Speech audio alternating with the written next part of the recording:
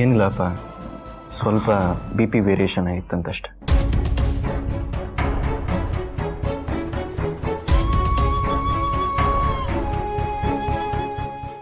ವಯಸ್ಸಾಗ್ತಾ ಆಗ್ತಾ ಯಾವಾಗ ಆರೋಗ್ಯ ಹದಕ್ಕಿಡುತ್ತೋ ಯಾರಿಗೂ ಗೊತ್ತಾಗಲ್ಲ. ಆದರೆ ನೀವೆಲ್ಲರೂ ನನ್ನ ಬಗ್ಗೆ ಇಷ್ಟೊಂದು ಕಾಳಜಿ ತೋರಿಸ್ತಾ ಇದ್ದೀರಲ್ಲ, ಮನಸ್ಸಿಗೆ ತುಂಬ ಖುಷಿ ಆಗ್ತಿದೆ ಕಣ.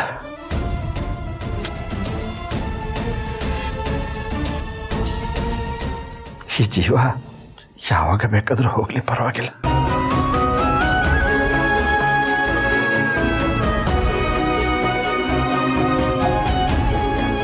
ಅಪ್ಪ, ಯಾಕೆ ಏನೇನೋ ಮಾತಾಡ್ತೀರಾ? ನಿಮ್ಗೇನು ಆಗಲ್ಲ, ಸುಮ್ಮನೆ. ಹುಟ್ಟಿದ ಮೇಲೆ ಯಾವತ್ತೋ ಒಂದಿನ ಸಾಯಲೇಬೇಕಲ್ವೇನಪ್ಪ. ಹುಟ್ಟುವಾಗ ನಾವು ಹತ್ರ ನಮ್ಮ ನೋಡಿ ಎಲ್ಲರೂ ನಗ್ತಾರೆ, ಆದ್ರೆ ಸಾಯುವಾಗ ಎಲ್ಲರೂ ಅಳ್ತಾರೆ.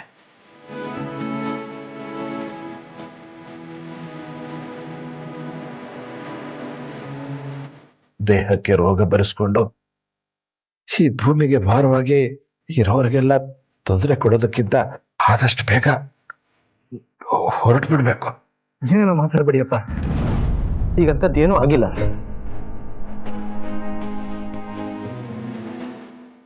ನನಗೆ ಗೊತ್ತಿಲ್ದೇನೋ ಯಾರ್ದಾದ್ರೂ ಮನಸ್ಸು ವಹಿಸಿದ್ರೆ ದಯವಿಟ್ಟು ನನ್ನ ಕ್ಷಮಿಸ್ಬಿಡಿ.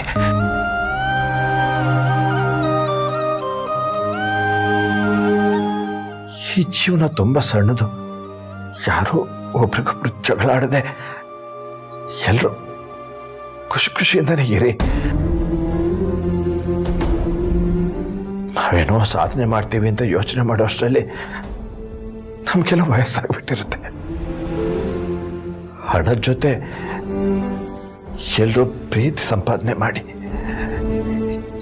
ಎಲ್ಲರ ಜೊತೆನೂ ನಗ್ನಗ್ತಾ ಖುಷಿಯಿಂದ ಇರಿ, ಅಷ್ಟೇ ಸಾಕು.